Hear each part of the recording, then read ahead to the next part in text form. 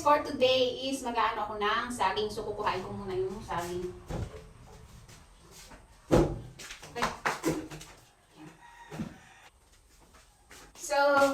So ayan guys, hinog na siya. Bale,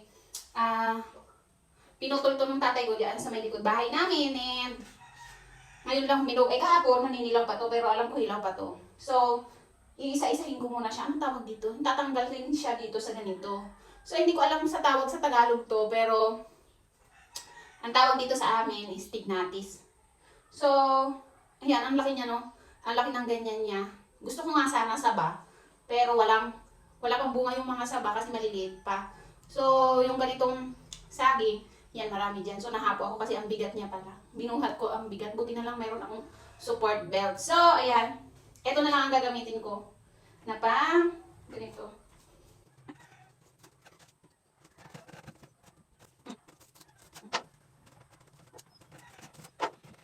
So, ayan siya guys.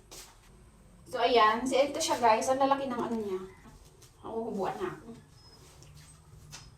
So, ayan guys. Ang lalaki ng mga ganito niya. O, yung paisa-isa. Ganito. So, alam ko, hilaw pa to. Pero titikman lang po kung matamis. Kasi yung ditong puno, yung isang puno dito sa amin, matamis. Yung maliliit yung dito. So, tikman ko nga muna ito. Pero medyo mapakla pa to kasi green pa yung puno niya.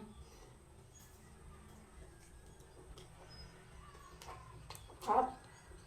Medyo mapakla pa. Ay, masarap na. Masarap guys. Ubusin ko lang na pira-piraso to. Kasi hindi yata pwede na dito lang siya lagi. Kailangan tanggalin talaga siya dito sa puno niya. Ay, sa ano niya. So, ang dami.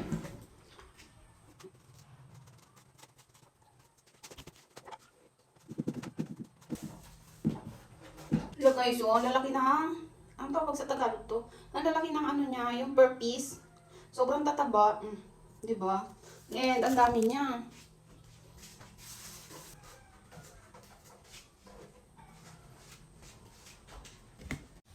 So guys, ito na lahat. Ito yung naunang mahinog kahapon. And pag may nahinog pa naman na kahit pa isa lang, ay sabay-sabay, malapit na yan. So ito, mamayang hapon, pwedeng-pwede na to, hindi na to mapakla. Medyo mapakla pa ng konti. And ito, bukas. So, bibigyan ko sa amin. Kasi sa sobrang dami ba nito, hindi ko naman to lalo't ang bilis niya, mahinog. So, yung iba, mamaya pupunta yung kapatid ko, so bibigyan ko sila. Kahit marami sa kanila, puno ng saging. Kasi nga, hindi ko magugusto, ang bilis-bilis nito mahinog, sobrang bilis. Kasi nga, pag may nahinog na isa, pag may dilaw na isa, ay sunod-sunod na yan. So, yun lang, ang dami ko na naman saging ngayon. And ang dami kasing tanim ng tatay ko na, kanyang tanim na saging dyan dito sa palibot namin. And yung gusto ko talaga ay saba, kaso wala talaga.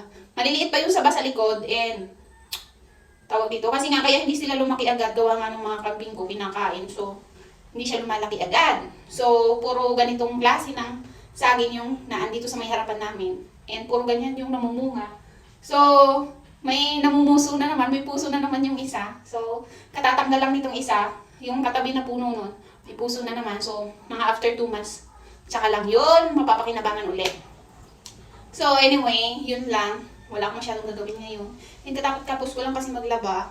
And medyo masakit na naman yung puson ko. So, pahinga na naman. Pag napapagod, magpahinga. Kasi hindi ko pwedeng pwersahin yung katawan ko.